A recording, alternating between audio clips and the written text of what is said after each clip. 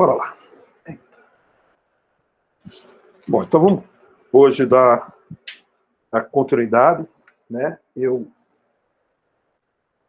A programação também a gente não vai conseguir terminar.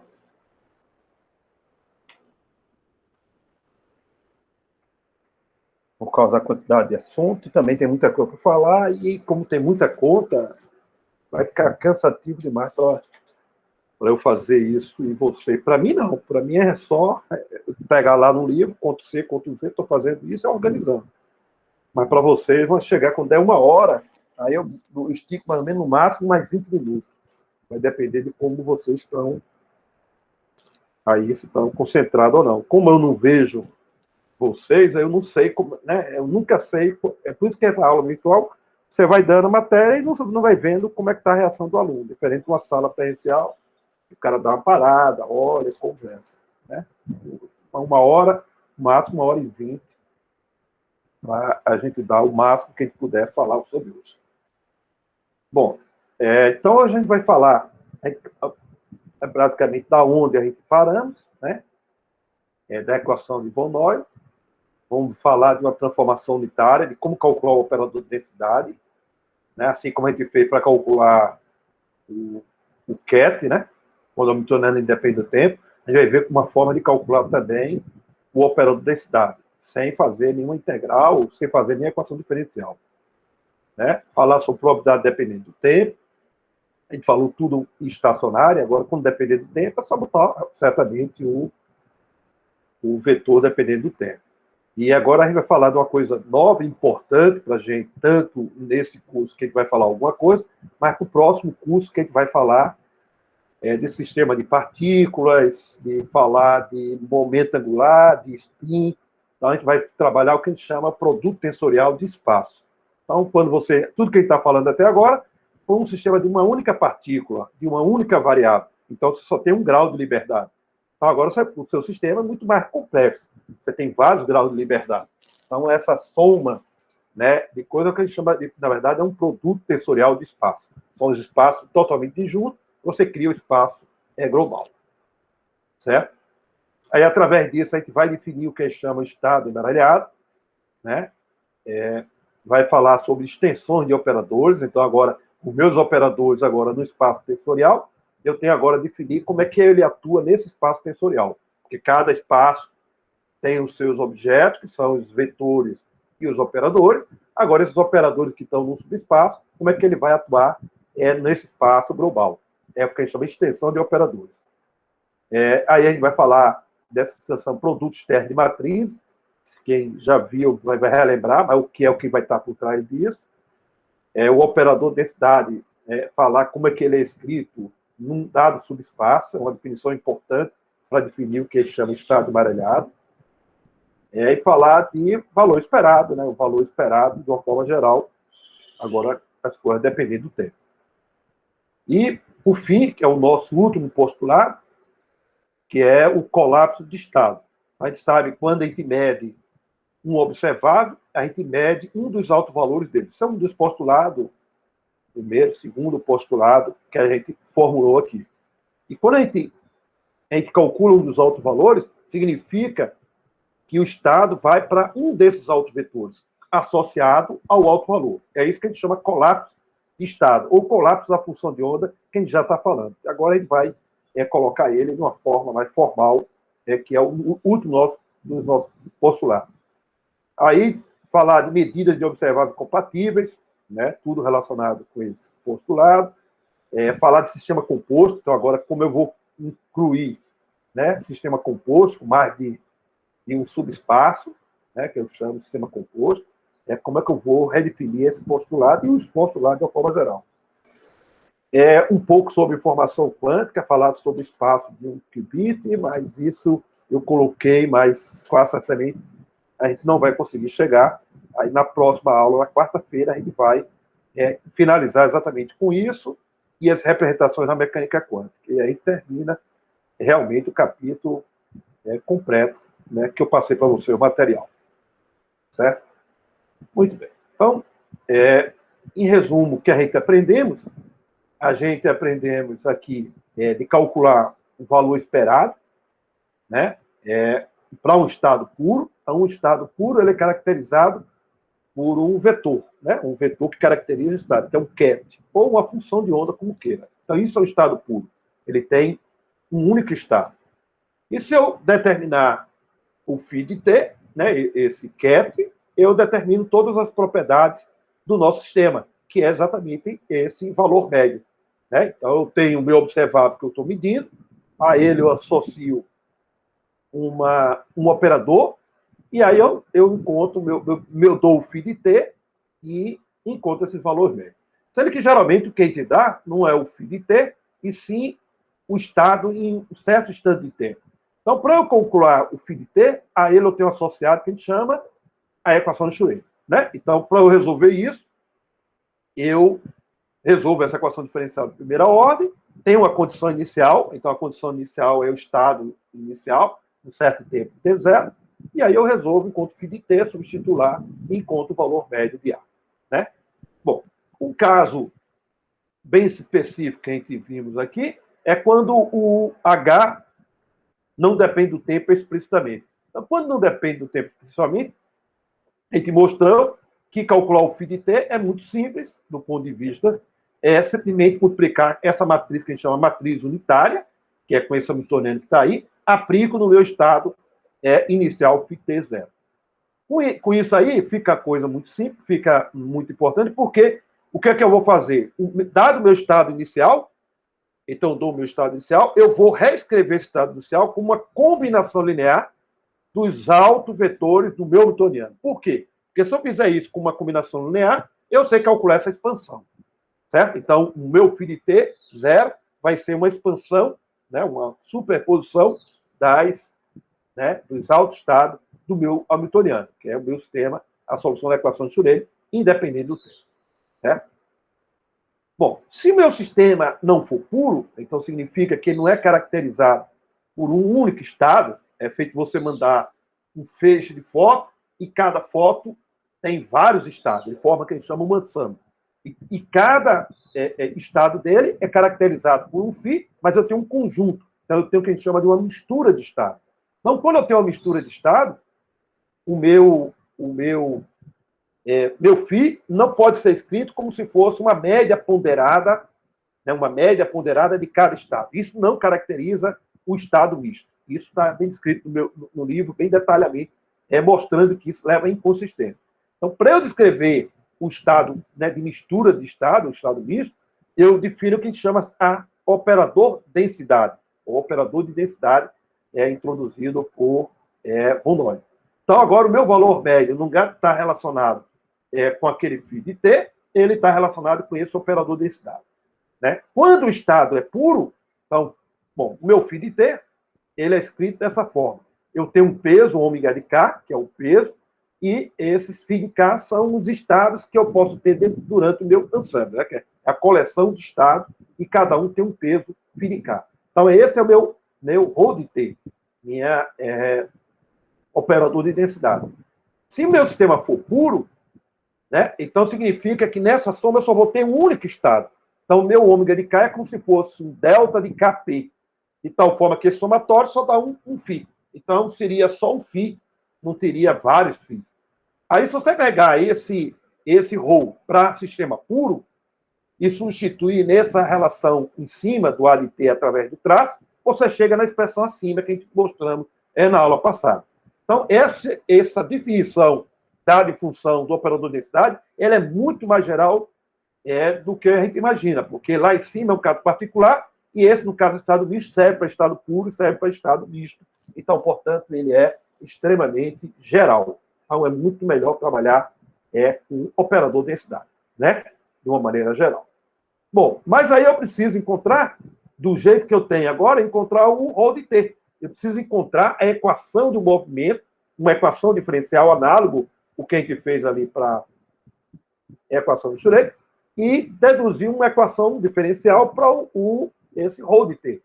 Isso é fácil fazer. É só diferenciar essa equação, e quando você diferenciar essa equação de ρ de t, você vai ver que vai ficar uma derivada de φ, dos dois φ, né? Uma regra da cadeia, e essa derivada de φ é a equação de Schrödinger.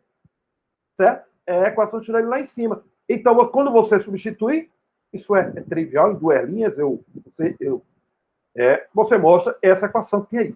Então, você tem uma equação semelhante, né? Agora, é o equivalente para o operador de densidade, né? Que é chamar equação de Von Neumann. Então, eu tenho essa equação diferencial para ser resolvida, dado o hamiltoniano, eu resolvo essa equação que tem aí. Note que essa equação é geral, vale até para sistema dissipativo, que a gente chama quando o hamiltoniano depende do tempo. Então, não usei nada daquela expressão embaixo, que está ali, o φ de t. Então, eu usei diretamente a minha equação de Schrödinger, de tal forma que a gente deduz essa equação de Von Neumann. Então, está aí agora, a gente chama assim, a receita da mecânica quântica, né? Quer dizer, assim, do ponto de vista prático, é o que eu tenho que fazer. Se eu tiver um sistema puro, resolvo a equação de Schrödinger, coloco lá e calculo as grandezas, os valores médios do mesmo observado, que é isso que a gente vai querer calcular, porque são esses valores médios observados, é o que a gente vai comparar com o resultado experimental, certo? Do mesmo jeito, se eu tiver uma mistura de estado, você também tem essa definição aí, que é o que eu falei, que é mais geral do que a lá de cima, certo? Bom, do mesmo jeito que a gente encontrou para quando o meu hamiltoniano não depende do tempo, então, quando o meu hamiltoniano não depender do tempo, eu não preciso nem resolver a equação diferencial, porque o meu φ de t é dado por essa, que a gente chama essa transformação unitária, que ela é o meu operador unitário, aplico no meu φ de t0, ele evolui, né, para o φ de t. E é uma transformação unitária, porque o modo se preserva o mesmo. Agora, no caso agora, eu estou falando de operadores, né? Então, eu vou ter uma transformação unitária, que vou mostrar agora, para encontrar a evolução temporal de Rho. Então, se eu dou a densidade de densidade, operador de densidade, para um certo instante de tempo t0, através de uma transformação unitária, a gente vai mostrar agora, eu determino o Rho de t, sem precisar resolver a equação de Von Neumann, né, como está aí, certo? Então, se o H for depender do tempo, o que eu vou falar agora não serve, assim como esse φ de t colocado embaixo também não pode, certo? Então, se o meu sistema, meu hamiltoniano não depende do tempo, então eu já sei que o meu φ de t é dado dessa solução. Aí o que é que eu vou fazer? Pegar esse meu φ de t, né? Pegar esse meu φ de t e substituir nessa equação que está na definição da operador de densidade. Então, eu vou fazer exatamente isso, notando que eu tenho um ket dessa forma, e quando eu fizer o bra, né, que é o contrário, eu tenho que tomar o dual, né, e aquele menos i vai para mais i. E o H da H é igual ao H, porque o H é hamiltoniano, ele é hermitiano. Então, é isso que eu vou fazer, substituindo o valor exatamente disso. Então, eu pego o meu φ de t, né, para o hamiltoniano independente do tempo, substituo agora no operador de densidade. Quando eu substituir, eu tenho isso aí. Né? Exatamente esse termo que tem aí. O φ de t está lá, e o outro, que é o bra, exatamente está aí. Então, veja que o meu H não depende de K, né? E esse φ de K não tem nada a ver com o autovetor de H. Então, essas exponenciais podem sair fora do meu somatório. Saindo fora do meu somatório, eu fico assim. Né? Então, eu posso botar o meu hamiltoniano, né, aquele operador exponencial para cá, e esse termo para cá. Certo? Ômega é um número, então não tem nada a ver com o operador, e fico com isso aí. Esse termo que está em chave nada mais é do que o meu operador de densidade, pela nossa definição que está lá em cima, para t igual a t0. Então, é exatamente isso que a gente chama a transformação unitária. Então, para eu calcular o operador de densidade para um tempo t qualquer, eu tenho que dar o operador de densidade para um tempo t igual a zero, né? Para um tempo t0 qualquer, ou pode ser zero, como queira, e aplico exatamente a nossa famosa transformação que a gente chama de transformação unitária, que a gente aprendemos quando a gente estudou o capítulo 5. Então, agora a gente sabe calcular, para um estado puro, a evolução temporal do φ de t, e sabe calcular a evolução temporal do operador de densidade quando o hamiltoniano independe do t. Quando o hamiltoniano independe do t. Quando depender, eu tenho que ir para a força bruta lá e resolver aquelas equações diferenciais, que nem sempre é trivial, né? Do ponto de vista analítico. Né? Mas do ponto de vista computacional, para um sistema de uma única partícula, eu posso considerar isso um problema trivial, né? Do ponto de vista numérico. Muito bem. Bom, então, agora, a gente, diante desse novo conceito, a gente pode agora falar da probabilidade dependendo do tempo. Então, tudo que a gente falamos de probabilidade, né, lá no nosso terceiro postulado, que a gente falamos de postulado, a gente falou tudo e não envolveu o tempo. É o que a gente falou. O postulado 1, 2 e 3 é o que a gente chama da cinemática da mecânica quântica. Aí, no postulado 4, a gente fez a dinâmica da mecânica quântica, que foi com a equação de Schrödinger. Agora eu quero generalizar a minha definição de probabilidade para um tempo t qualquer, certo? Então, a generalização também é imediata, porque é onde você tem toda a definição que a gente fez antes, incluindo o tempo sem ter o tempo, a gente pega onde tem um φ, substitui o tempo. Então, toda a construção é exatamente análoga ao que a gente fez lá anteriormente e agora é sujeito. Então, pego lá na minha equação e onde tem φ, eu boto φ de t. E a gente já provamos lá no postulado, no terceiro postulado, que a probabilidade de encontrar uma medida de um observar voar o valor A de n, ele é o valor médio, né? É o valor médio desse P de n. Quem é esse P de n? São os projetores, que eu vou projetar o meu sistema nos estados a ela associados, que são os φ de n. Certo? Então, esse valor médio que eu vou calcular aí, eu substituo meus P de n, que são os projetores. Num subespaço, então eu estou imaginando que é degenerado, para ficar mais geral. Se ele é degenerado, então, exatamente, eu tenho essa soma de 1 até g de n. Aí, quando eu substituo o P de n, que exatamente é o produto de um ket com um bra, num somatório, aí multiplico de um lado e de outro, isso aí dá um modo desses φ de n de t. Certo? Então, isso seria o que a gente chama para um estado puro. O estado puro é caracterizado por um φ de t. Certo? Então, aí está a nossa definição. Se eu tiver agora uma mistura estatística, bom, então se eu tiver agora uma mistura estatística, um estado misto, o meu valor médio não vai ser calculado através de um vetor de onda, de um vetor de estado. Ela vai ser caracterizada pelo operador densidade. Então, se eu quero calcular agora, minha probabilidade está aí, para calcular o valor médio, eu vou usar o meu operador de densidade. Exatamente. É isso que a gente vai fazer aí. Então, a minha probabilidade, dada em função do meu valor médio, ela é dada pelo traço do meu PN, que é aquele projetor que está ali, aquela soma, vezes o ρ de t aí aplicado. Certo? Mais uma vez, se o meu vetoriano não depender do tempo, a gente já tem a receita lá de como calcular o ρ de t, coloca aí e vamos calcular um traço do tamanho do meu espaço que eu tiver a ela associada. Então, esse AN, o número de autovalores que eu tiver de AN é a dimensão do meu espaço.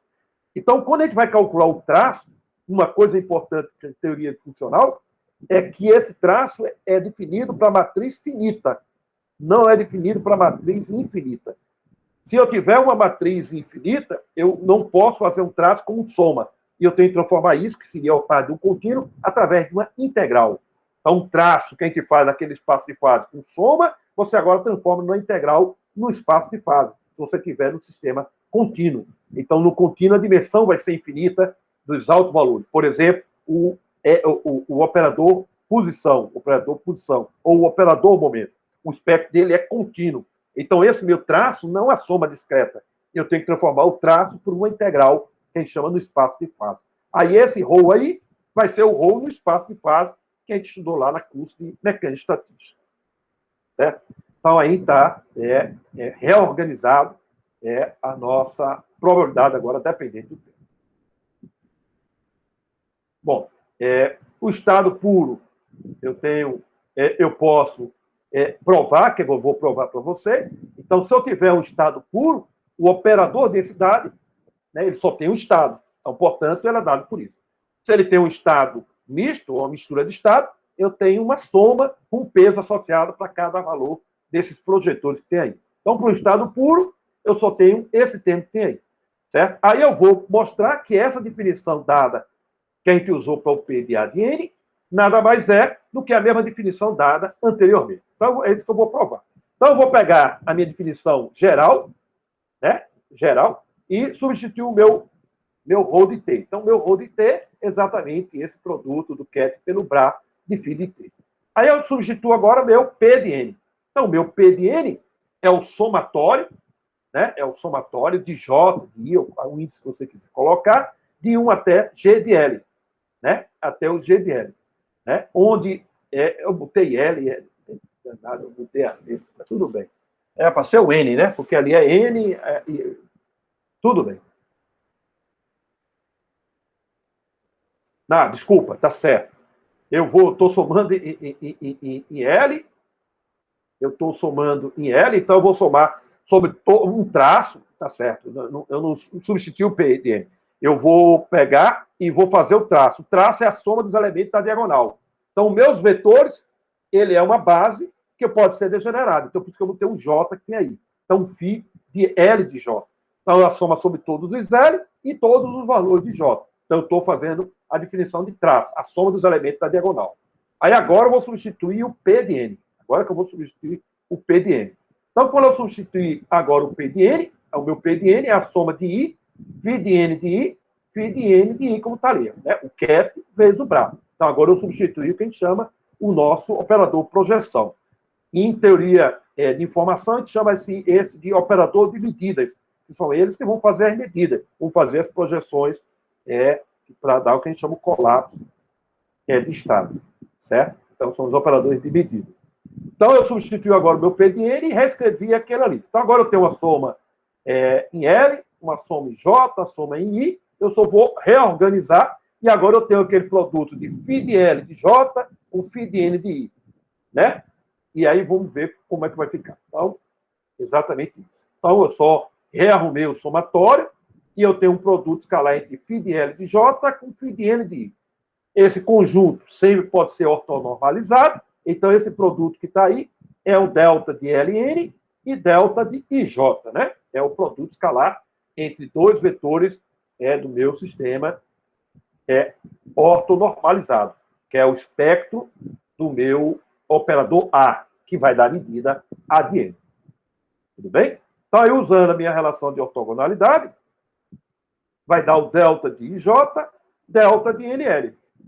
Então, nesse somatório, eu vou ter I igual a J, então a primeira coisa que eu tenho, e N igual a L. Né? N é igual a L. Né? Ou, na verdade, L igual a N. Né? Porque eu estou somando em L, então eu só vai sobreviver quando L for igual a N.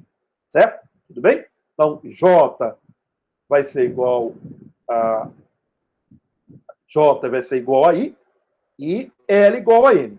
Então, é o próximo painel que eu vou fazer que está aí. Então, eu substituo exatamente isso, vai ficar esse somatório que tem aí. Aí vai ficar o φ de N de I vezes o φ de T, e aí eu tenho o φ de T vezes o φ de N de I, né? Porque o J é igual a I e L igual a N. Sendo que isso aí é o complexo conjugado dele, né? É o complexo conjugado dele. Portanto, isso aí me dá o módulo dele ao quadrado. Então, por caso de estado puro, eu volto para o que a gente tinha antes. Então, você nota que essa definição global, ela é muito mais rigorosa do que aquela definição que está aí, que essa só serve para estado puro. Então, a definição que está usando um operador de densidade, ela volta para o estado puro quando eu boto o operador de densidade para o estado puro. Bem?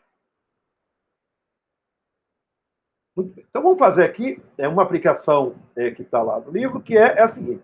Considera o sistema físico. Então, eu já estou aqui fazendo para vocês, adiantando coisa que a gente vai ver nessa semana, que vai começar sexta-feira lá, sistema de 2 níveis. Então, aí está o Hamiltoniano do sistema de 2 níveis. Então, dado um sistema de 2 níveis, numa base 1 e 2, que a gente escolhe ela como canônica, e eu dou o meu Hamiltoniano. Então, nessa base 2, que eu estou chamando de 2, eu fui infeliz, bom, tudo bem. 2 porque eu estou associando que é em 2 dimensões, no espaço bidimensional, certo? E aí qualquer estado φ nesse espaço é escrito com uma combinação linear de 1 e 2. Aí a matriz do Hamiltoniano, aí é dado exatamente por isso. Onde epsilon é uma constante, unidade de energia. Aí ele diz, se o sistema se encontra no estado, em T igual a 0, se encontra no estado 1, qual é a probabilidade em T maior que 0 de encontrá-lo no estado 2? Então, você veja que meu sistema está em T igual a 0 no estado 1, então significa que ele não é o estado estacionário, a gente vai ver, porque ele não é autoestado do meu Hamiltoniano. Se ele fosse autoestado do meu Hamiltoniano, ele não sairia do lugar.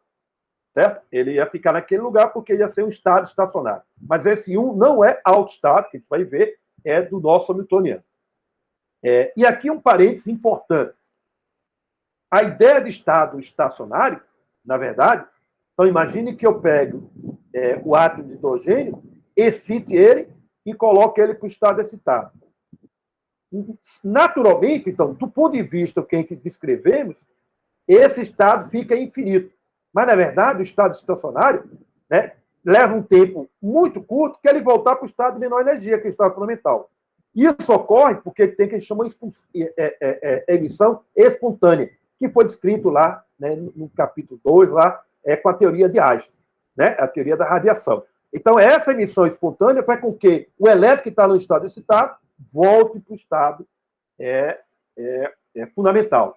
O tempo que ele gasta é o tempo de relaxação. É da ordem de 10 a menos 6 segundos, um microsegundo. Então, você excita, se você não ficar mais excitando ele naturalmente volta para o estado inicial. Então, quando uma partícula está no estado excitado, esse estado excitado, ele não é naturalmente, né, do ponto de vista experimental, um estado estacionário. Porque o estado estacionário é o estado fundamental. Se a pessoa estiver lá no estado de menor energia, ele só vai sair dali sob perturbação. Mas se ele estiver no estado excitado, rapidamente ele volta para o estado de menor energia. E esse tempo é um tempo que a gente chama de relaxação, é um tempo da ordem de um microsegundo. Então vai depender de cada um, e o Einstein ensinou como é que calcular. Lá no livro, se vocês tiverem observaram, eu faço esse cálculo aí para alguns exemplos que dá para calcular, mostrando a teoria de Einstein, certo? Então, o estado excitado não é um estado estacionário, é um estado que a gente pode chamar de quase estacionário. Desde que o T seja menor do que 10 a menos 6 segundos, ele é estacionário e fica lá. Qualquer tempo maior do que isso, ele já saiu de lá. Portanto, ele não é estacionário, do ponto de vista da palavra, que fica lá indefinidamente, certo? Sendo que a nossa teoria não está levando em consideração esse efeito da emissão exatamente espontânea, certo? Então, é um cálculo baseado na ausência disso, certo? Muito bem. Então, a primeira coisa que a gente vai fazer para resolver, nosso hamiltoniano é independente do tempo, então já está naquela condição de como calcular o φ de t, que é o que eu vou precisar calcular para calcular a probabilidade. Inicialmente, ele está no estado 1. Se eu quero calcular qual é a probabilidade de estar no estado 2, primeiro eu tenho que calcular o φ de t. E aí eu fazer exatamente a projeção sobre 2 e faço o módulo ao quadrado. E esse módulo ao quadrado vai me dar a probabilidade dele encontrar no estado 2, certo? Mas para eu fazer isso, H, eu vou diagonalizar o meu hamiltoniano H, porque ele é independente do tempo. Posso fazer. Se dependesse do tempo, eu não podia fazer esse processo. Como é que eu ia resolver? Tem que resolver a equação de Schrödinger, como está lá, dependendo do tempo. Certo? Então, primeira coisa, resolver essa equação de valores e autovetores. Resolvido essa equação, a equação básica do matriz 2 por 2, meus dois valores dos autovalores é λ1 igual a 2f, cujo meu autovetor é dado por isso, já normalizado. E o meu λ2 é igual a menos 2f, e esse é meu λ2. Né? E eles já estão ortonormalizados. Se eu fizer o produto escalar entre eles, vai dar zero. Então, agora eu encontrei o λ1 e o λ2. A letra você pode poder chamar φ1 e φ2. Não importa, desde que você saiba o que é. Sempre eu estou mudando essa anotação para você ver que essa anotação não tem anotação única. Você podia botar φ1 e φ2, E1 e E2, λ1 e λ2, qualquer outra letra que você quiser, desde que saiba o que vocês estão fazendo, certo? Então, a gente já está vendo aí que o QET 1 não é autoestado, porque os dois autoestados é o λ1 e o λ2, que não tem nada a ver, ele é uma combinação linear de 1 e 2, né? Bom, aí o que é que eu preciso? Bom, para calcular a evolução temporal do φ de t, eu vou botar aquela exponencial e vou aplicar no φ de zero, que é 1. Mas sendo que 1 não é autoestado do hamiltoniano para fazer essa operação. Aí o que é que eu faço? Que eu fiz na aula passada, e eu vou refazer aqui para essa vez, outra vez esse problema, que nunca mais vocês vão esquecer, reescrever o meu estado 1, que é o estado inicial, com uma combinação linear de λ1 e λ2. Então, é só resolver esse sistema que está aí, né, e encontrar o 1 como função de λ1 e λ2. Então, esse cálculo é um cálculo simples. Só é você fazer a manipulação, você vai mostrar que isso vai me dar exatamente isso aí. Então, a raiz de 3 sobre 2 é lambda 1 mais 1 meio de lambda 2. Agora sim, ficou fácil calcular a evolução temporal, porque agora eu escrevi o meu φ de zero como uma combinação linear de quem? Dos meus autovetores, do meu newtoniano. Agora eu sei aplicar nesse estado que tem aí. Então agora eu vou usar exatamente a identidade que a gente descreveu, exatamente essa evolução temporal. Agora eu sei calcular como é que calcula essa exponencial aplicada a lambda 1 e lambda 2. Então, é isso que é importante agora, vocês nunca mais esquecer, a gente vai fazer depois, mais uma vez, nunca mais vocês vão dizer que não sabe calcular a evolução temporal de um newtoniano independente do tempo, certo? Então, agora eu sei aplicar o H aplicado a lambda 1, tá? Exponencial de lambda 1. Aquela exponencial aplicar, dá exponencial de lambda 2. Aí eu substituo o meu lambda 1 e o meu lambda 2, né? Então, o meu lambda 1 é 2 epsilon e o meu lambda 2 menos 2 epsilon. Então, quando eu substituir, dá esse resultado aqui. Certo? Aí agora, é só comodidade, eu posso reescrever, pega esse meu lambda 1 e pega esse meu lambda 2, que eu tinha calculado anteriormente, como uma combinação linear de 1 e 2. Aí eu substituo nessa equação que tem aí. Certo? Então, eu substituo o lambda 1, que está aí, e meu lambda 2, que está aí. Aí agora eu vou juntar o 1 e o 2, faço essas operações, e a gente encontra essa equação que tem aí. Então, agora eu encontro o meu φ de t com uma superposição de 1 e 2, e agora eu tenho o coeficiente A de t e B de t, que é calculado fazendo aquelas manipulações, 5 manipulações, que dá exatamente isso. O A de t é esse 1 meio de 2 vezes cosseno de 2 epsilon t, né, menos aquilo ali, e o B de t é essa raiz de 3 que está aí. Né? Certamente, agora, eu tenho que imaginar que o módulo de A ao quadrado de t mais o módulo de B ao quadrado se dá igual a 1. Se você fizer a conta, tem que dar igual a 1. O meu estado, né, ele se mantém invariante, é uma transformação unitária, então o módulo se mantém o mesmo. Então, se você fizer o módulo de A ao quadrado mais o módulo de B ao quadrado, e somar, é igual a 1. Esqueça de botar o módulo. Se você botar o quadrado, você não vai obter correto, porque os meus números são complexos. Tudo bem? Bom, esse termo que está aí no seno e no cosseno, você está vendo que agora eu tenho uma função que a gente chama de função oscilatória. Né? Eu tenho uma função oscilatória. E essa função oscilatória, ela tem uma frequência ela associada. A minha frequência ela é associada, chamada de um ômega, que é o que é proporcional ao meu t. Então, minha frequência é 2E, né? 2 epsilon dividido por H. Né? 2 epsilon dividido por H. Ou, se você quiser, você pode dizer que meu ômega ele é a diferença de energia, o módulo dela, né? entre o lambda 1 e o lambda 2, dividido por 2H, que é a mesma coisa, que vai ficar 2 epsilon menos 2 epsilon dá 4 epsilon. Eu tenho que dividir por 2. Aí seria a minha frequência em função da diferença de energia. O que é que está me dizendo? Essa que a gente chama frequência de Bohr. É a frequência com que faz o sistema sair do estado 1, vai para o 2, 1 para o 2, e fica oscilando exatamente como está aí expresso que tem aí. Bem? Bom, o coeficiente A de t é o que a gente chama a amplitude de probabilidade do sistema em t maior que 0 se encontrar no estado 1. O B de t, idem, é a amplitude para encontrar no estado 2.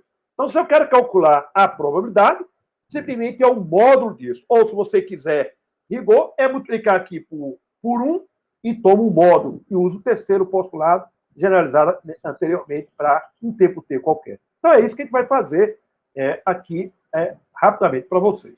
Então, a probabilidade de encontrar no estado 1 é o módulo de A de t ao quadrado. Então, se você somar o módulo de A de t, lembrando que é um número complexo, tem lá, então tem que fazer direitinho com o número complexo, você encontra esse A de t que tem aí. E a probabilidade, ele não pediu, ele pediu no estado 2.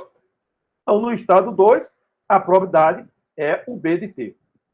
Se você somar A de t mais B de t, você vai ver que isso vai dar exatamente 1.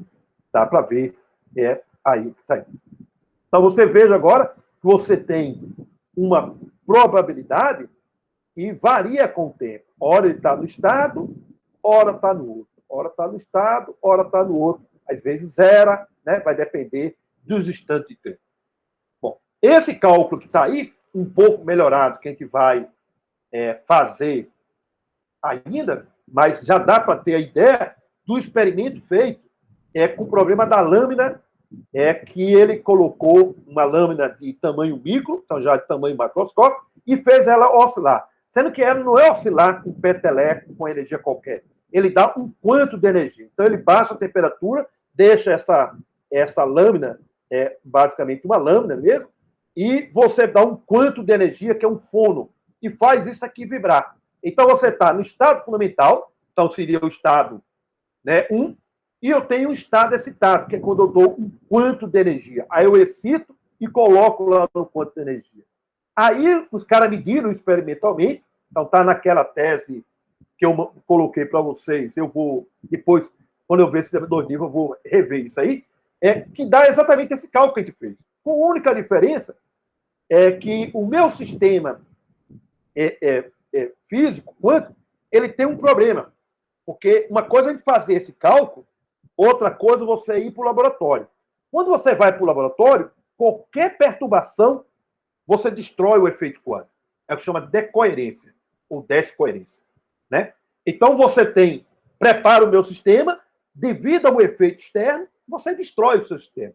Então, esse experimento é feito numa unidade de tempo muito rápida. É da ordem, sei lá, de nanosegundo.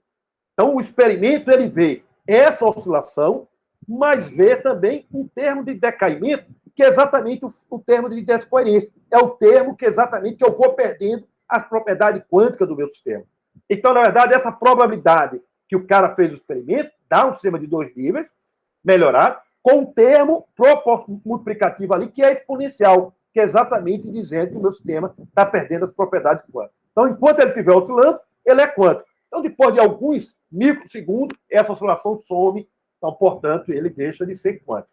Então, é um aspecto exatamente do ponto de vista experimental. Então, isso é teórico, outra coisa quando o cara vai fazer experimental. Então, quando vai fazer experimental, eu tenho um termo que a gente chama um termo de dissipação, que é o efeito que você vai ter externo. Você nunca consegue isolar, você nunca consegue colocar em T igual a 0. Então, tudo isso aí são efeitos que perturbam o meu sistema experimental. Certo?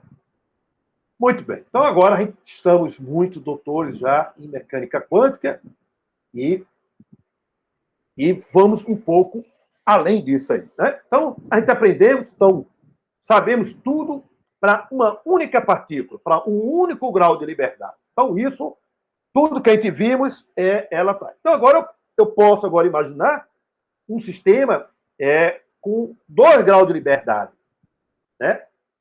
Ou 2 partículas, ou 3, ou 4, ou mais do que uma partícula. Na verdade, mais do que 1 grau de liberdade. Por exemplo, se você for descrever o elétron, então a gente vai resolver em quântica 2 o átomo de hidrogênio. Então, primeiro a gente vai resolver o átomo de hidrogênio, que a gente chama ideal. O que é o átomo de hidrogênio ideal? Primeiro, que o elétron não tem spin. Então, isso é o tratamento ideal. O elétron tem spin. Um outro aspecto importante que eu vou ter é que ele, além de ter, ele faz uma órbita, então ele tem momento angular orbital. E a ele está intrínseco uma propriedade que é o spin do elétron, que é medido experimentalmente, portanto, tem um spin do elétron. Então, você tem agora 2 graus de liberdade, que é o momento angular, e o spin. Cada um pertence a um espaço, eu vou chamando de espaço é 1 e o outro espaço é 2. Certo? As funções de onda que pertence ao espaço do momento angular, vai ser o que a gente vai aprender com os harmônicos esféricos. É esses que são exatamente os φ1 do meu espaço. E o epsilon 2 seria o meu spin. Seria aqueles, né, o espaço que é 0, 1. 0, 1, que seria exatamente isso. Lá, quando a gente fizer, no formato de equação de Schrödinger, resolver o átomo de hidrogênio real, que a gente vai resolver, incluindo todas as interações que tem nela, então vai ter que incluir efeito relativístico, vários termos, acoplamento entre o spin e o momento angular, tudo isso vai influenciar no espectro do átomo de hidrogênio. Então, eu tenho o ideal e tenho o real. Então, quando eu quiser do spin, eu vou introduzir lá, análogo como eu tenho aí, as minhas funções de onda agora como se fosse spinor. Spinor é como se fosse uma matriz 1001. Exatamente como esse esquete que vai aparecer. Certo? Então, esse seria um outro espaço. Então, note que meu espaço, agora eu tenho espaço momento angular, o espaço de spin. E esses espaços a gente chama de, são disjuntos. Um elemento não pertence ao outro. Né? Ele não pertence ao outro. Então, quando você vai trabalhar com isso, os objetos que pertencem ao espaço 1, eu posso chamar, na verdade, subespaço, porque o meu espaço agora é o produto deles. Né? Então, os objetos que pertencem a epsilon 1 os vetores, então estou chamando, especificando como φ de 1, e ainda tenho meus operadores, que eu vou especificar como A de 1. Certo? Então, quando eu tiver, tudo que eu tiver associado ao meu espaço, meu subespaço 1, eu boto o índice 1. E tudo que tiver no espaço, subespaço 2, eu boto o índice 2. É assim que a gente vai especificar. Então, o φ de 1 pertence ao subespaço é 1, e o φ2 ao subespaço é 2. Então, tudo que a gente aprendemos até agora de um subespaço se aplica exatamente aí. Tudo bem? Sendo que agora o meu espaço é esse conjunto. É o conjunto desses vetores. A gente vai chamar isso de espaço produto tensorial. Então, esse meu produto... Diga. Com a equação de Schrödinger, como é que a gente considera efeito relativístico e eu vou ter que spin, complemento? Eu vou ter que colocar no meu Hamiltoniano, então o meu Hamiltoniano, no lugar de ser escrito como P2 sobre 2N, mas coisa, eu boto o meu Hamiltoniano relativístico. Aí eu faço uma expansão, porque como a velocidade é pequena, eu faço a expansão e o termo que não é P2, eu vou tratar via aproximação, teoria de perturbação. Mas sim, entendi. Então o fato, já que eu estou tratando como uma teoria de perturbação, o fato da equação não ser relativística, ser simétrica, né? Pelas transformações de Lorentz não vai atrapalhar, né? Não. Eu tô considerando só a perturbação, né? O resultado que a gente vai encontrar bate exatamente com a expansão da solução de Dirac. Exatamente isso. Né? Então, na teoria de perturbação. Mas aí eu tenho que incluir o spin. Não só o efeito relativista, mas eu tenho que incluir o spin. Esses dois... incluso? O spin, porque agora, quando eu tiver um spin, você tem um momento angular, orbital. Ele se acopla entre si. É o que a gente chama de interação spin-órbita. Uhum. Então, o efeito relativístico mais interação spin-órbita, a soma desses dois termos vai dar a correção relativística exatamente da solução de Dirac. Se incluir só um, você não obtém a solução correta. Uhum. E agora eu tenho que incluir o spin. Então, o meu spin é colocado na mecânica quântica não relativística meio ad hoc. Não é uma coisa que vem natural na mão. A gente constrói através disso aí. A gente vai chamar de spin-off. Então, agora, a minha função de onda, a gente vai transformar em forma de matrizes lá na equação de Schrödinger, que equivale a componente dos meus spins. Né? 1, 0 e 0, 1. Ok? Muito bem. Então, meu espaço, agora, é o que a gente chama de produto. Então, essa bolinha e esse traço é uma coisa muito importante. Porque isso aí não é uma multiplicação qualquer. Ela está me dizendo que o E1 ele é disjunto de E2. Essa linguagem está exatamente isso aí. Então, eu posso também representar esse E1 e E2 através desse produtório. Então, isso aí por quê? Porque se eu tiver mais do que um outro espaço, eu tenho esse produtório tanto quanto eu tiver. Se tiver 3, epsilon 1, vezes epsilon 2, vezes epsilon 3, tanto, e assim sucessivamente. Então, esse produtório generaliza para quantos subespaços eu tiver. Então, por exemplo, eu tenho 3 partículas. Eu tenho que botar 3 partículas, 4, 20, infinitas partículas. Então, eu tenho que fazer esses produtos, porque cada partícula tem o seu subespaço independente do outro. Então, para a partícula 1, eu teria os meus operadores 1. Para a partícula 2, o operador 2. E são completamente disjuntos um do outro. E meu espaço global, né, que é o espaço que vai envolver, ela vai ser epsilon 1 multiplicado tensorialmente dessa forma que tem aí. Não é uma multiplicação qualquer. É uma multiplicação que dá o meu vetor que está aí. Então, significa que qualquer objeto, se eu aplicar nesse vetor que está aí, né, se eu aplicar nesse vetor que está aí, você tem, aplica os objetos de 1, aplica em 1. Os objetos de 2, aplica em 2. Certo? A ordem que você está colocando, isso também não é importante, desde que fique muito bem explícito o rótulo. Só isso que é importante.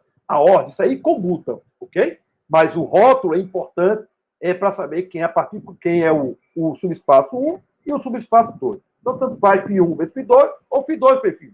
Isso não tem problema, desde que você saiba o que está fazendo. Geralmente, a gente usa no cotidiano, né, na nossa linguagem, sempre nessa ordem, 1, 2, 3, sucessivamente. Mas isso não impede que você inverta essa ordem, né, porque isso, desde que você bote os rótulos associados a cada subespaço. Certo? Então, é assim que a gente constrói. Então, se você pegar agora e fazer operações, então a operação é fácil. Você pegar um lambda, né, pega um lambda, um escalar qualquer, e eu aplico nesse vetor produto tensorial, né, nesse que é o produto tensorial, esse lambda pode ficar em qualquer lugar, pode ficar tanto no φ1 como lá no outro φ2. O local é irrelevante. Ou lá de fora como o quê? É um escalar. É um escalar. Diferente que a gente vai fazer com o operador. Certo? Então, isso é um escalar. Certo? Uma outra propriedade é essa propriedade distributiva. Então, você tem um estado φ e eu aplico em dois estado 2, né? Do espaço ε2. Então, ele é distributivo. Então, só é distributivo. Assim como tem no espaço 2, também eu posso fazer o espaço 1. Também é distributiva, como tem aí. Então, são propriedades triviais que a gente pertence, que significa o quê? Isso tudinho, essas operações 2 e 3, significa que ele pertence ao meu espaço produto. Né? São definições exatamente de espaço vetorial linear, né? Que a gente descreveu lá no início do nosso capítulo 5. Né? Então, são propriedades triviais. Muito bem. Então, eu posso agora construir o meu espaço ε1, uma base ortonormalizada que eu vou chamar U de N de 1. E o espaço ε2, uma base V de L de 2. Então, mudando os índices diferentes para não confundir, porque cada um podia estar associado. Um operador, daqui a pouco a gente vai usar um operador A e o outro operador B. Um operador A de 1 e o outro operador B de 2. Certo? A dimensão do espaço ε1 é D1. E a dimensão do espaço ε2 é D2. É o número de vetores que eu tenho para construir minha base, número de vetores independente que constrói a minha base. E eu vou construir ela sempre, ortonormalizada. Tá? Aquelas propriedades, tudo que a gente está aprendendo, relação de ortogonalidade, completeza, tudo vale para cada espaço independente. E agora a gente vai generalizar para o produto vetorial. Então, se o meu φ de 1, então agora um φ de 1, que tem um índice 1, pertence ao espaço ε1, e aquela U de N é minha base, então eu posso escrever ele como uma combinação linear. Tudo bem? A mesma coisa se o φ de 2 pertence ao ε2 e o V de L de 2 é minha base, eu posso escrever isso como uma combinação linear. Tudo bem? Se eu multiplicar agora o meu espaço agora é epsilon, né, meu espaço produto tensorial, que é epsilon, né, tensorial com epsilon 2, a dimensão dele é o produto das dimensões. Então, D1 vezes D2. Então, a dimensão do meu espaço é esse produto que tem aí. E o meu vetor base do epsilon é esse produto tensorial. Um associado ao meu subespaço 1 e o outro ao subespaço 2. Certo? Aí eu posso agora, a qualquer vetor pertencente ao espaço produto desses dois espaços, né, ele pode ser escrito como uma combinação linear desse produto que tem aí. Então, se isso aí é a base do meu epsilon, qualquer estado produto, qualquer estado, né, ela é escrita como uma combinação linear de φ de N de 1 e V de L. V de L, tá? V de L. Então, de tal forma, ele é um V de L. Então, de tal forma que eu tenho duas situações. A primeira situação é quando você multiplica aquele φ de 1 com φ 2. Quando você multiplicar φ1 com φ 2, você tem essa soma que tem aí. A gente chama esse estado de fatorável. Então, você separa o estado 1 né, e do estado 2. Em produto, como está aí φ1, φ 2. Então, esse é um estado fatorável. Mas, certamente, você pode fazer combinação linear desse estado produto que não pode ser fatorável. A esse estado a gente chama de estado emaranhado. Então, no lugar de eu ter agora aquele produto FI1 e FI2 lá de fora, não posso ter. Então, é o estado não fatorável. Então, agora eu tenho esse estado que a gente chama emaranhado, que tem uma física belíssima, que a gente vai fazer isso na quarta-feira. A importância disso é fundamental, né? Então, isso que a gente chama de estado emaranhado. É o estado onde você não consegue decompor os espaços em produto de espaço, como tem lá em cima no estado fatorável, certo? Então, são essas duas formas. Então, como eu sei que o estado fatorável é um caso particular desse estado emaranhado, quando eu consigo escrever o CN de L como produto de AN vezes PL, eu vou ficar trabalhando com esse fim geral, sem se preocupar com o caso particular. Quando eu tiver um caso particular, eu chamo de estado fatorável, eu boto aquele produto que tem aí. Então, esse seria o meu estado geral emaranhado, ou estado geral escrito como a superposição do estado básico que tem ali. Então, ali é um VDM. Eu conserto. Certo?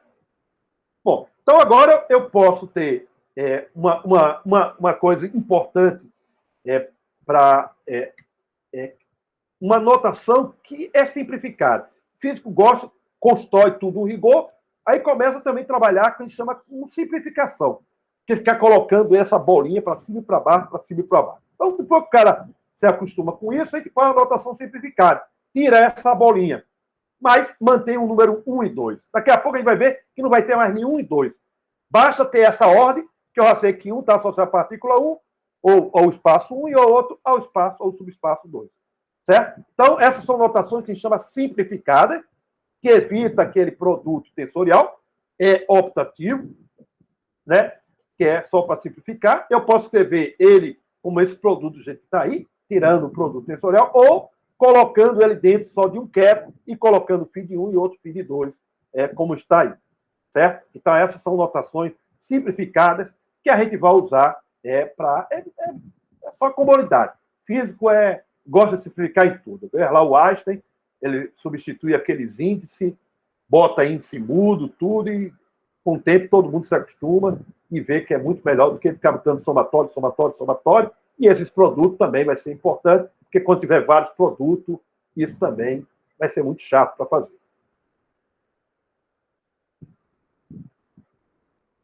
Então, agora você tem dois estados, chamados de estado φ e φ'. Então, nesse caso, é o estado, né, fatorável. Né? Então, estou supondo que é fatorável, só para definir produto interno. E agora eu vou fazer o produto interno φ com φ'. Quando eu fizer φ com φ', certo? O que é de 1 se acopla com 1 e quem é 2 se acopla com 2. Certo? Então, cada macaco no seu galho. Então, quem é do subespaço 1, multiplica com 1. Quem é do subespaço 2, multiplica com 2. Não existe subespaço 1 com subespaço 2. Eles são disjuntos. Por isso, essa bolinha desse produto tensorial que tem aí. Né? Então, quando eu fizer o produto, então já posso pegar aquela notação simplificada. Então, certamente, o 1 multiplica com 1 e o 2 multiplica com 2. Né?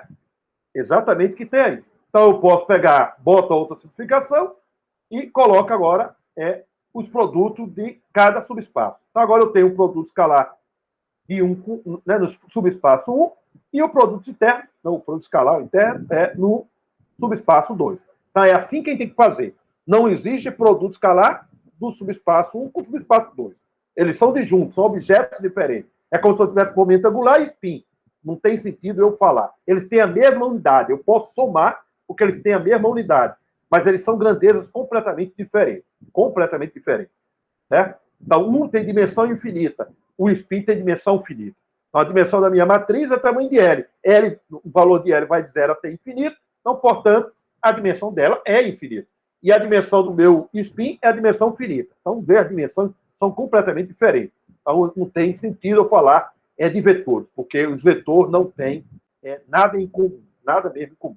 Então, meus objetos têm que ser escritos rigorosamente dessa forma. Não existe uma outra forma que você possa fazer. Então, isso define o nosso produto interno no nosso espaço produto. Então, todas as propriedades que temos lá no capítulo 5 associado com o produto interno, então o que é um produto interno tem essa propriedade, ela vai satisfazer também no espaço produto, porque tem aí a decomposição de cada um, então todas aquelas propriedades satisfazem. Então está definido agora o produto interno para o nosso espaço produto.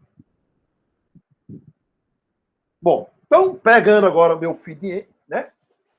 E vou pegar uma base ortonormalizada. Então, já aprendemos como fazer o produto escalar. Então, o produto escalar, eu pego a minha base, feed-n, feed-l, que é ortonormalizado. Então, o produto escalar vai ficar o feed-n de 1 com o feed-n de linha de 1, da delta de n linha.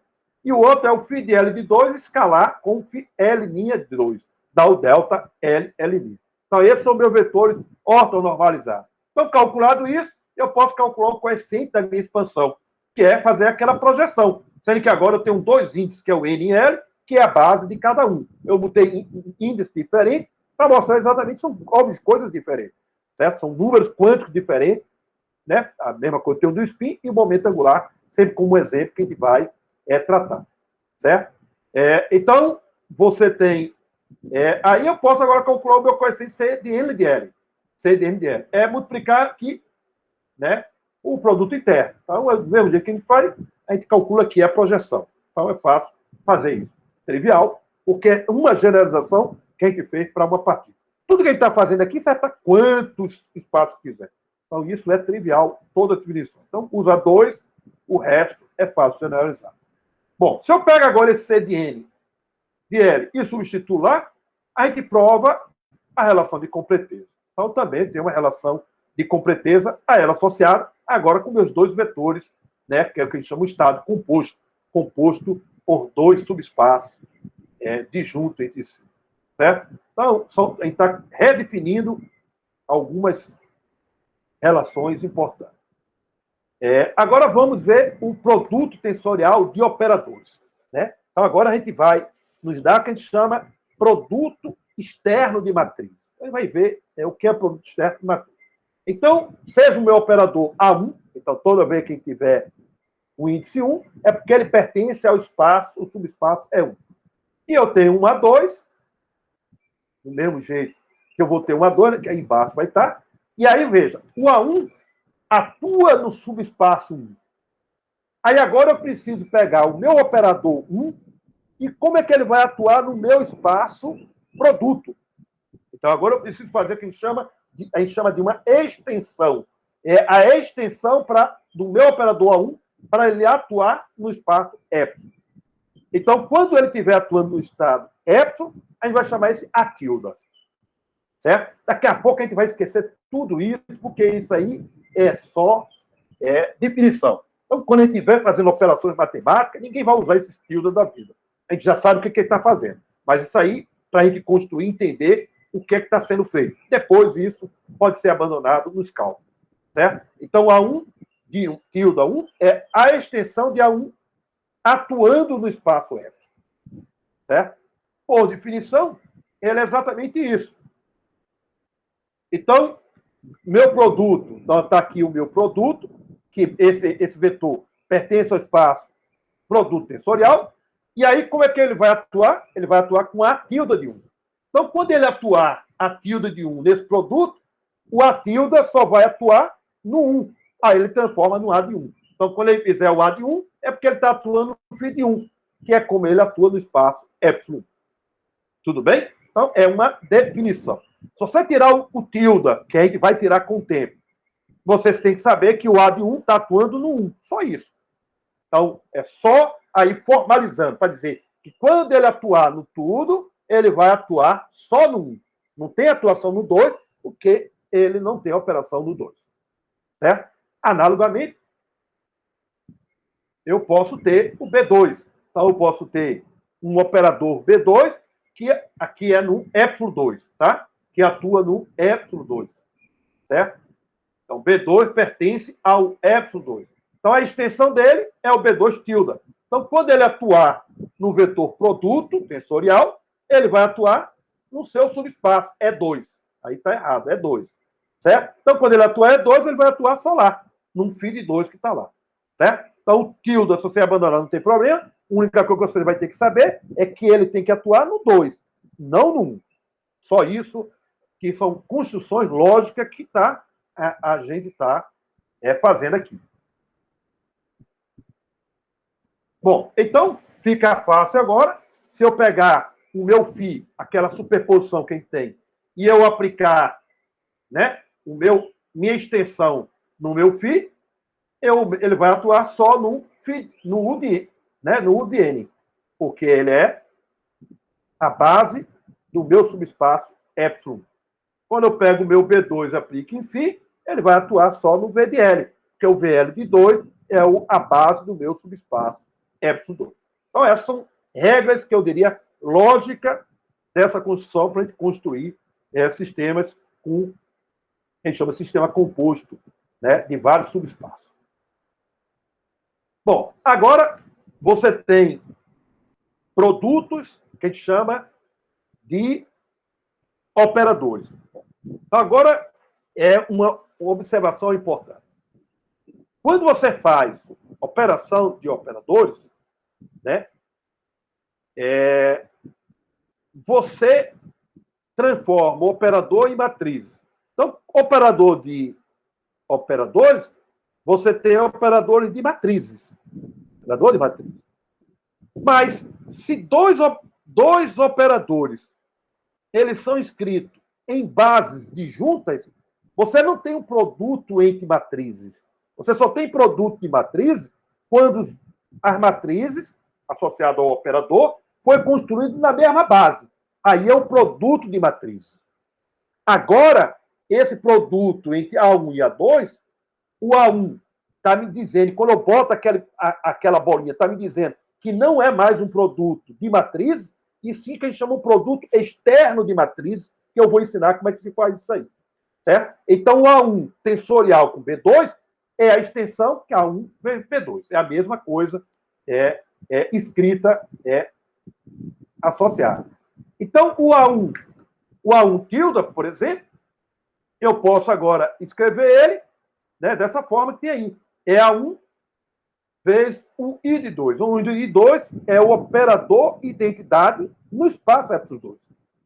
Certo? E aí eu faço um produto direto. Né? Esse produto aí que a gente vai falar, um produto externo de matriz. E o meu B2, então eu multiplico a minha matriz de identidade no meu subespaço epsilon 1, aí tensorialmente com B2. Certo? Esses produtos aí, a gente, quando estiver falando de matrizes, a gente chama de produto externo de matriz, que eu vou fazer daqui a pouco um exemplo para vocês relembrarem e saber o que está fazendo.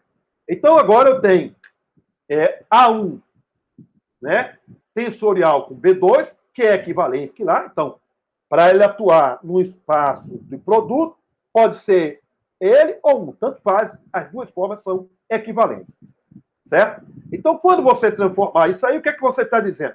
O A1 vai atuar no φ1, né? Tá vendo? Na partícula, ou do meu subespaço 1, e o B2 vai atuar no outro φ2. É isso que eu estou fazendo. Quando faz isso, a gente está colocando os meus objetos, cada um no seu lugar, no seu subespaço. Não existe o A1 atuando no φ2, nem B2 atuando no φ1. Não existe isso, porque são objetos diferentes. Certo? São objetos diferentes. Tudo bem? Bom, quando a gente coloca esse produto e coloca φ1 e φ2, está subentendido que ali tem um produto tensorial. Então, por exemplo, se eu tenho um vetor coluna de tamanho 2, o outro tem tamanho 2. Esse produto aí não vai ser um produto de matriz um com o outro. Isso não existe. E, na verdade, nem existe esse produto.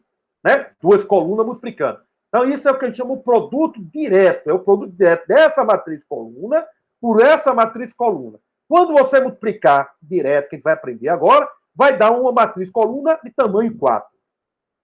Certo? Porque a dimensão do meu espaço agora é o produto de epsilon com epsilon 2. Se no epsilon 1 a dimensão é 2, e do epsilon 2 a dimensão 2, a dimensão do meu produto, dimensão 4. Porque isso, quem tem aí, é o que a gente chama de um produto direto, ou produto externo de matrizes. certo? Como é que constrói produto matriz externo e matriz? Vou fazer aqui um exemplo para vocês relembrarem, ou pelo menos fixar o que é.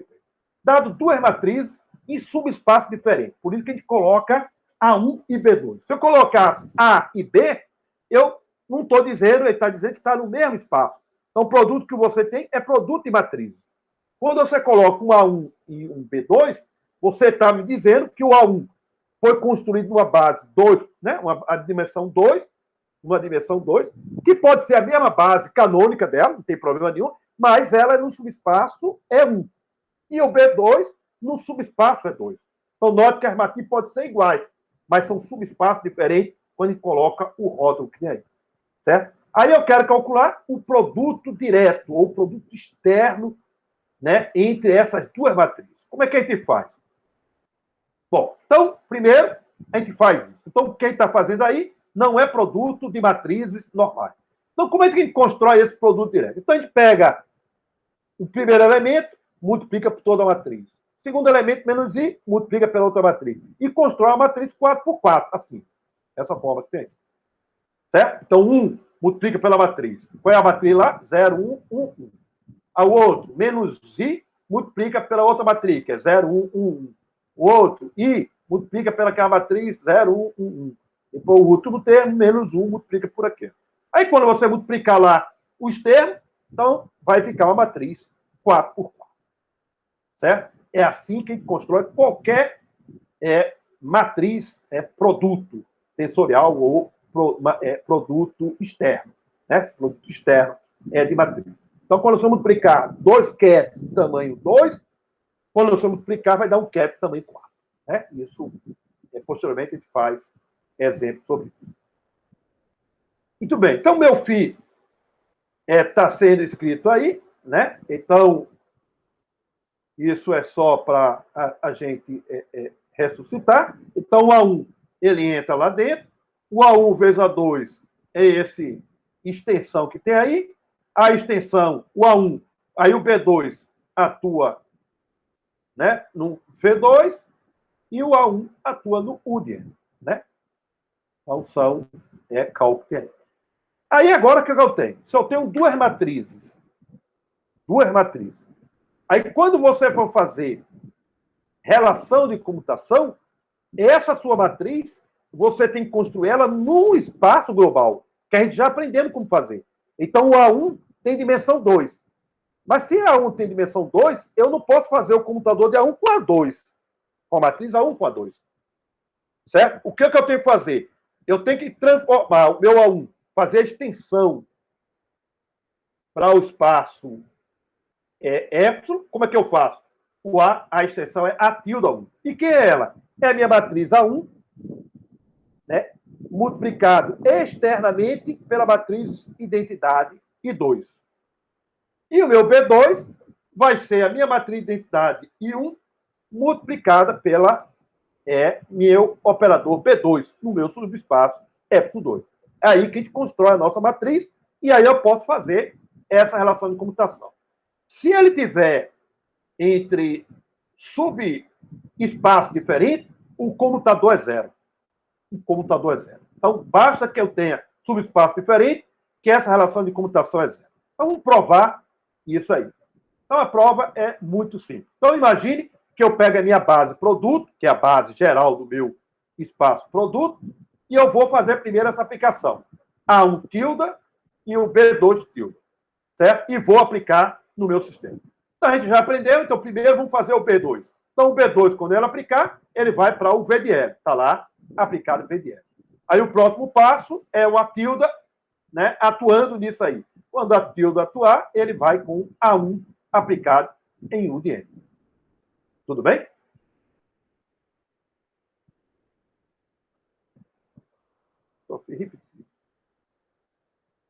Que é equivalente, né? Tanto para o produto, ou como ficar sem um produto. É só simplificação da anotação, tá? Então, a gente distribuiu aquilo ali. Agora, vamos fazer o contrário. B2 com A1. Então, B2 com A1. Então, primeiro atua A1. Para onde é que vai o A1? A1 vai no UDN. Ele vai atuar no subespaço dele. E agora o próximo passo é o B2. Então, agora o B2 vai no VDL, que é equivalente a isso aí. Então, você olha que a atuação deles são iguais. Ó. Deu o mesmo objeto.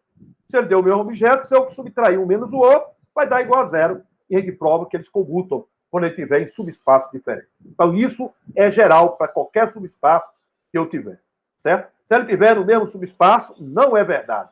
Então, se ele estiver no mesmo subespaço, vai depender de A e B. E, portanto, eu tenho que ver como é que ele... Por exemplo, a matriz de Pauli. Você pode pegar a componente X e aí com a componente Y. A componente X com a componente Y não comuta. Beleza. Se for associada ao mesmo subespaço, imagina da partícula 1. Se eu tiver da partícula 2, eu tenho a mesma matriz de Pauli, mas é no espaço ε2. Mesma base, mas dimensão iguais, mas são subespaços diferentes, partícula 1 e partícula 2. Então, agora, quando eu calcular o comutador do σx associado à partícula 1, ela comuta com o sigma y da partícula 2, que é o A1 e o A2 tilde que tem. Ok? Então, isso é geral para qualquer dois operadores que eu tiver. Bom, equação de alto valor em epsilon, você tem, primeiro, definir como é que é as equações de alto valor nos seus respectivos subespaços. Então, vou assumir que o U de N, né, bem geral, por ser agente degenerado, então o A1 atua nele, então está aí o espectro dele, né, e o B2 atua em VL, VL de J, que está aí, é que dá aí. Certo? Se eu agora pegar, né, o meu espaço produto, então minha base agora é o produto entre eles, dá essa base que tem aí. O de N de I, né, de 1, né, tensorial com φ de L de J. Certo? Então essa é a nossa base. Aí se você agora tem uma tilda e vai aplicar nesse objeto de um autovetor, na verdade não vou chamar de autovetor, primeiro vou chamar dessa base do meu espaço produto. Então, quando ele atuar, o A atuar, eu tenho que fazer a extensão, a tilde. Certo? A tilde. Então, quando ele atuar aí, ele vai para onde? Ele vai atuar só no onde tem 1. Então, vai para A1, né, de U de N de 1. Sendo que A1 aplicado no N de 1, eu sei, no subespaço dele, dá AN vezes isso. Então, eu boto o AN. Aí, quando eu colocar AN para fora, o que é que a gente prova? Que isso também é autovetor de A1 tilde. Então, significa que isso é uma base de autovetores, né, de A1 e A2, a extensão. E por que é uma base comum? Porque eles comutam entre si, que nesse tempo a gente provou. Então, essa é uma base comum do A tilde A1 e do B tilde A2. Então, do jeito que eu fiz para A1, também é imediato mostrar isso para o B. Então, essa é uma base comum do A1 e B2, simultaneamente. Então, o B2 também imediato, dá isso daí. Então, significa que também ele é autovetor do meu B2 estendido para o meu espaço. Certo? Se você agora fizer o produto, a soma, né? Então, aquela soma, que mais uma vez é uma soma direta, porque é uma soma de subespaço. Então, se você somar duas matrizes, você não vai somar ela como se estivesse somando. Essa bolinha me garante que não é uma soma de matriz, é uma soma direta. Né? E aí você agora distribui. Então, nessa soma você distribui. Onde tem A1, ele atua. Né? E onde tem B2, ele atua. Como eu já sei a regra de A1 e B2, então, portanto, isso distribui, tá? AN mais BN. Certo? O produto é a mesma coisa. Se tiver o produto aplicado naquele autovetor que a gente definiu uma base, ele vai ser distribui esses A1 e A2, esse A1 e B2, aí dá o produto entre os autovalores. Então, isso aí é provas, é coisa simples, né? Pela conclusão que a gente está estudando. Bom, então agora, mais 10 minutos, a gente vai definir uma grandeza que é importante para o que a gente vai querer construir. É o que a gente chama de operador de densidade num subespaço. Certo? Então, o que é que a gente tem? Primeiro, a gente vai construir o meu operador que a gente chama de densidade. Esse operador de densidade ele é construído, primeiro, se for um estado puro, fazer o ket vezes o bra. Aí dá o meu ρ. onde esse meu ket é o meu estado do meu sistema composto. Para eu calcular agora os meus rows nos subespaços, então a gente define exatamente o operador no subespaço. Então ele é definido da seguinte forma. O row de 1 está me dizendo que é o operador densidade definido no subespaço epsilon. Ele nada mais é, dado por esse somatório, que é o traço. O 2 está me dizendo que é o traço no subespaço epsilon 2. No subespaço epsilon 2. Então você somou os vetores epsilon 2, vai sobrar o quê? Os vetores do epsilon. E aí vai dar uma matriz do operador densidade, uma matriz 2 por 2. Porque você somou os elementos do sigma, do V de L de 2, então você reduziu e essa matriz vai me dar uma matriz 2 por 2. Mesma coisa o ρ de 2. Você soma, faz o traço nos vetores de 1, que é do subespaço 1. Então, você elimina esses vetores, aí vai ficar só os vetores de 2. Aí vai dar também uma matriz, né, de dimensão D2. Então, um é a dimensão D1 e o outro é a dimensão D2. Né? Dimensão D1 e a outra é de dimensão D2. Então, essa é o que a gente chama de operador de densidade no subespaço. Bom, então, se você calcular o traço, então, o traço disso aí, você está vendo agora, você pode decompor esse somatório de ρ aplicado no φ de n, aí boto o φ de L para lá, aí a gente mostra que esse traço, na verdade, ele é traço de 1 e 2, o que é que significa? Traço 1 e 2. Eu estou pegando os termos da base epsilon 1 e o termo da base epsilon 2. Então, exatamente é traço 1, traço 2. Se eu inverter a ordem, tanto faz. A ordem não vai importar eu fazer. Somar primeiro no 1 para depois somar no 2. Depois eu somo no 2 e eu somo no 1. Então, eu tenho essa propriedade que o traço, né, eu posso fazer o que a gente chama os traços parciais em cada parcela que tem aí. Certo? E isso nada mais é do que o traço parcial de 2 é o ρ1. E o traço parcial de 1 é o ρ2. Então, se você fizer o traço no meu espaço total, isso dá 1. Que a gente já provou que é condição de normalização. No subespaço 1, esse traço 1 também vai dar 1. E no subespaço 2, o traço também vai dar igual. Então, essa definição mantém exatamente essa propriedade do traço que a gente provamos na sexta-feira.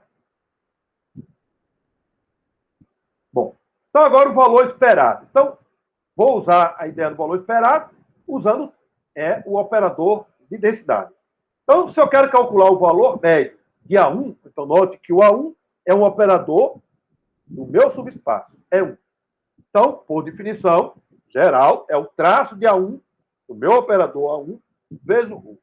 Quando eu falo o traço no meu espaço total, é somar sobre os meus vetores. Então, a soma N e L, né? N e L, e eu tenho essa soma que tem aí.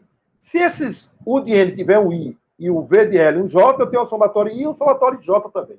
Eu evitei carregar para não ficar muito carregado essa soma que tem aí. O resultado é irrelevante. Certo? Então, é a soma dos elementos da diagonal. Quem soma os elementos da diagonal é o meu A1. Aí, quando eu colocar ele lá, eu estou fazendo o meu A atuando no espaço produto. Aí ele vai pela extensão. Então, tá o A tilde de 1. Certo? O A tilde de 1. Tudo bem? Então, o A tilde atuando no φ de N, então significa você tem... agora, você pega entre o ρ e o A de 1, eu coloco lá uma relação de completeza. Certo? A relação de completeza, que é a que a gente aprendeu nesse instante. Então, eu botei a relação de completeza, está lá o φ de U', né, com o V' de 2. Então, coloquei essa relação de completeza. Certo? Bom, agora eu sei como a tilde atua, né, no meu vetor produto. Ele vai atuar só no de N de 1. Já aprendeu que ele só atua no UN de 1. Então, ele fica assim. Né? Então, ele vai atuar no do N de 1, aí multiplica por o N' de 1. E o outro vai ficar o φ L' 2 multiplicado por φ L de 2. certo? Como meus vetores são ortonormalizados, esse último termo dá o delta de L'. Então, dá o delta de L'. Né? Aí ele vai ficar, continua igual como a gente está, certo? Bom, eu agora posso rearrumar o nosso sistema que tem ali. Quer fazer isso aí, ó. Você tem a soma, né, de N, então só arrumei que está lá, coloquei L igual a L', então naquele termo ali, e eu estou somando em L. Né? Eu estou somando em L. Quando eu faço isso, eu estou fazendo um traço parcial, só somando no V de L. Né? Então, essa soma no V de L, ó, V de L com V de L de 2, você vai definir o quê? O ρ de 1. Né? O ρ de 1. Né? Então, o que tem aí é o elemento de matriz, o N de 1, ρ de 1, vezes o N de 1. Certo? Que eu vou passar para a próxima slide. Que é exatamente isso. Entendeu aqui? Então, esse termo que está em colchete, você vai ter a soma de V de L de 2 com V de L de 2, é o traço parcial. O traço parcial de 2, que vai me dar o ρ de 1. Sendo que eu tenho aquele φ de N de 1 e o φ de N' de 1. Né? Que ele vai ficar exatamente contado. Aí agora, o que vai acontecer? Aquele termo φ de N de 1, o ket multiplicado pelo Bra, é a relação de completeza. Isso dá quanto? Dá 1. Então, some esse somatório de N'. E ficou simplesmente isso. Isso nada mais é. Posso colocar, outra vez, relação de completeza no φ de L de 2, e isso aqui é o traço exatamente de ρ de 1, A de 1, ou se você quiser, que é a expressão de cima, é o traço de 1, só no subespaço do meu objeto, né, do meu subespaço 1. Então, se eu tenho meu operador A1 e eu tenho meu operador de densidade, que a gente sabe como calcular, né, o ρ. Se eu quero calcular o valor médio, que é A de 1, que é do objeto, que é pertencente ao subespaço, é 1, eu só vou fazer o traço relacionado com os elementos dele. Ou, se você quiser, pode ser na base completa, como está ali. Certo? Você pega o ρ ou pega ele. São todos equivalentes. Por quê? Por causa dessa relação que a gente colocou aí, que são, que a gente chama, o A não atua no φ de L, então o V de L vezes o V de L dá 1. Então, não tem esse somatório que a gente vai ter aí. A mesma coisa o B de 2. Né? A mesma coisa o B de 2. Né? Você tem esse termo que está aí.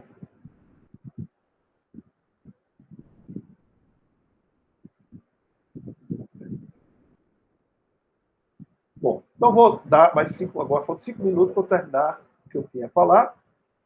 O nosso último postulado da mecânica quântica. Então agora, isso a gente já falamos várias vezes, mas agora a gente vai tentar formalizar matematicamente. Então é o colapso da função de onda, ou colapso de estado, que a gente está trabalhando com o estado.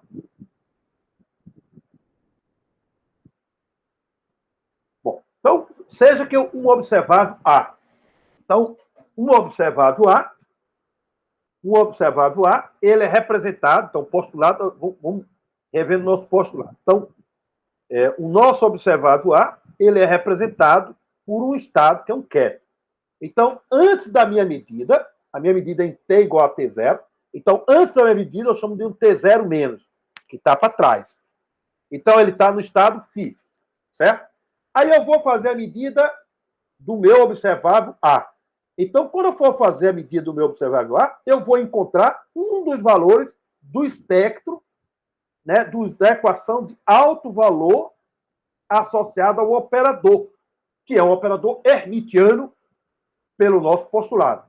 Né? Então, ele vai ter um espectro e vai ter um conjunto de valores de A de N. Quando você calcular o A de N, o que é que vai acontecer? Ele vai dar um daqueles valores. Certo? Então, você vai fazer a medida, ele vai dar 1 a 1. E qual o estado que ele vai estar? O estado que ele vai estar imediatamente após a medida, que eu vou chamar de T0+, vai ser o φ de N, que é o alto vetor associado ao alto valor A de N. Todo mundo compreendeu? Que isso é um postulado, mas ela tem uma lógica do que a gente falando. Toda vez que eu fizer uma medida, ele vai colapsar numa medida, uma daquelas medidas. Então, cada valor de alto valor está associado a um alto vetor. Então, quando eu fizer a medida desse meu sistema, ele vai colapsar naquele vetor. Isso é um problema estrutural da mecânica quântica. Certo? Ele vai dar um valor, não vai dar um conjunto de valor, é um único valor. Então, se eu fizer outra medida, vai dar um outro valor. E cada um tem uma probabilidade que nós aprendemos no terceiro postulado, como calcular a probabilidade. Porque agora a gente está querendo calcular qual é o estado do sistema imediatamente depois da medida. Então, antes da medida, eu tenho um φ, e que é esse φ? É uma superposição de φ de n. De φ de n. Aí, quando eu for medir o meu alto valor AN, associado ao operador do meu observado, imediatamente após, então não esperei evoluir no tempo, então, evolução no tempo, eu tenho que multiplicar pela matriz, aquela matriz unitária, se meu mitono não depender do tempo, e calcular a evolução temporal. Então, estou calculando em zero. Zero menos, zero mais. Então, zero mais, o meu sistema colapsa no vetor, que é o vetor φ de n, que é o alto vetor associado à minha medida ADN. Certo? Bom, mas meu sistema, eu posso generalizar isso e botar o meu sistema degenerado. Se meu espectro for degenerado, você agora tem um conjunto de φ de n. E qualquer superposição dela também é alto vetor, porque todos dele, que está aí, está associado ao mesmo alto valor A de n. Então, eu estou generalizando agora esse postulado para incluir degenerescência. Quando Gn for igual a 1, eu volto para o caso anterior que está lá. Certo? Então, quando o espectro for degenerado, o meu φ ele é uma superposição dos φ de n de I. Certo? Onde agora eu tenho uma soma em n e uma soma em I, onde I vai de 1 até G de n. Então, esse é o meu estado. Se eu não tiver degenerescência, só tem a soma em n. É o que eu tenho lá em cima.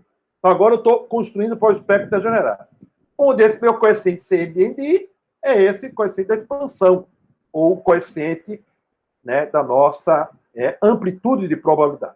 Então, o quadrado disso vai me dar nada mais do que a probabilidade de encontrar o meu sistema. Né? Na verdade, eu tenho que fazer o modo quadrado e somar nos I, porque eu tenho todos eles, tem o meu valor de ADN. Então, eu modo isso aí ao quadrado e eu somo I. Isso vai me dar a probabilidade de encontrar a medida ADN do meu A. Mas não é isso que eu estou querendo. Eu estou querendo analisar o estado da minha partícula. Né? Probabilidade de cálculo. Então, agora, lá eu tenho um espectro não degenerado e agora eu tenho um espectro degenerado. Então, quando eu for fazer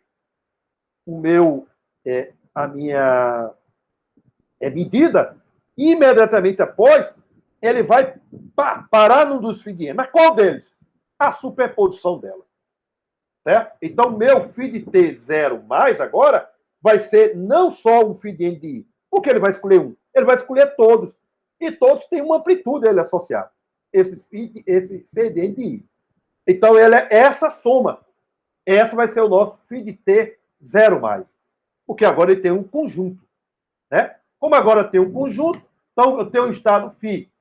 Faça a medida, em T0 mais é essa soma dos CNI φ de n de I. E eu dividi por essa raiz quadrada para normalizar o meu vetor φt0 de mais. Então, esse é o que a gente chama de colapso. O meu sistema colapsa no dado alto vetor. No meu caso, espectro degenerado, eu tenho essa superposição. E aí está o espeso, ela associado dessa minha superposição. E eu dividi aí por baixo para, que a gente chama, para normalizar o meu estado para ter 0 mais. Então, é isso que a gente chama de colapso de estado, ou colapso de função de onda, que é um quinto postulado da mecânica quântica. Uma forma de reescrever isso, mais elegante, simplificada, é lembrando da definição do operador projeção. Em teoria de informação, teoria quântica de informação, ela chama de operador de medidas. Então, ele chama operador de medidas. Esse operador de projeção. Então, eu posso... Essa é a definição do operador de projeção. Aí, se eu pegar esse operador de projeção, aplicar no estado φ, né, meu estado φ que está lá em cima, usando a relação de ortogonalidade, a gente mostra que dá esse somatório que tem aí. Então, você vê que aquele somatório que está no meu φ de zero, eu vou botar bem bonitinho, ó, P de N de φ. E aquele termo, e se agora eu multiplicar aqui, ó, por φ, né, o P de N por φ, isso vai dar um modo, a soma do meu, né, desses amplitude, de 1 até G de N. Então, é uma forma de reescrever a fórmula lá em cima. O primeiro somatório, a gente vai colocar P de N φ, fica mais fácil do que ficar colocando esse coeficiente. E aquele somatório que tem aí, a gente vai colocar como esse valor esperado do meu operador projeção. E com isso você tem exatamente a forma mais comum de você representar o estado após a medida. Então, é exatamente isso. Após a medida, o meu sistema projeta. Então, por isso que o operador projeta. Ele vai projetar o meu estado φ sobre o φ de N. É isso que ele está fazendo exatamente aí. Se ele é degenerado, ele tem aquela soma e cada um vai ter a ela associada. Se ele não for degenerado, é colocar lá na nossa expressão Gn igual a 1. Quando botar Gn igual a 1, vai ficar esse Cn dividido por modo. Aí, então, isso aqui fica menos de uma fase. Essa fase é extremamente arbitrária. Certo? Então, é extremamente arbitrária. Então, essa é o quinto postulado e último que a gente tem da mecânica quântica, né? De fazer medidas. Bom, eu não vou... vou parar aqui, por causa do que eu prometi para não ficar cansado. Com isso, a gente está terminando. Então, amanhã, na quarta, a gente vai finalizar nosso capítulo 6, que está bem recheado de conceitos, né? Mas tem muitas coisas que a gente já viu. E agora a gente está só colocando ela de uma forma... Você foi o Igor que disse que fez o curso lá no CBPE. Certamente deve ter sido apresentado isso tudo na mão. Isso são os postulados. O cara foi empurrando, porque o cara subentende que o cara está fazendo um curso, o cara tenha introdução à mecânica quântica. Né? Então, o cara... É porque lá foi assim, era uma escola experimental, né? Aí você escolhia qual grupo você ia entrar, separava lá e tinham vários grupos. Aí depois os grupos desenvolviam o experimento e apresentavam lá na frente. Ou seja, eram os próprios alunos que apresentavam lá. Então aí ficou mais confuso ainda, né? Pra gente entender. Aí ele não chegou a dar aula, não, lá? Um grupo forte lá de formação quântica. Não, sim, a aula foi... Primeiro teve uma apresentação de cada professor do seu módulo, entendeu? Mas aí, teve aula teórica, não? Não, só de cada... Por exemplo, eu escolhi um grupo, eu fiquei lá com um grupo de bactéria magnética. Aí o professor do nosso módulo deu aula pra gente sobre o que a gente ia trabalhar, entendeu? Aula teórica. Aí os outros grupos tiveram aulas com os professores sobre os assuntos deles. Entendi. Aí depois cada um ia falar. E depois os grupos apresentavam lá na frente. Então você não teve um curso diretamente de formação quântica. Foi só a apresentação, o professor explicou assim por alto, a gente visitou o laboratório, viu como era. Mas de qualquer maneira, na quarta-feira a gente vai ver isso. Eu achei importante sair um pouco dos livros tradicionais, porque os livros são muito canônicos. Você vê os livros tudo velho, antigo. É a mesma coisa.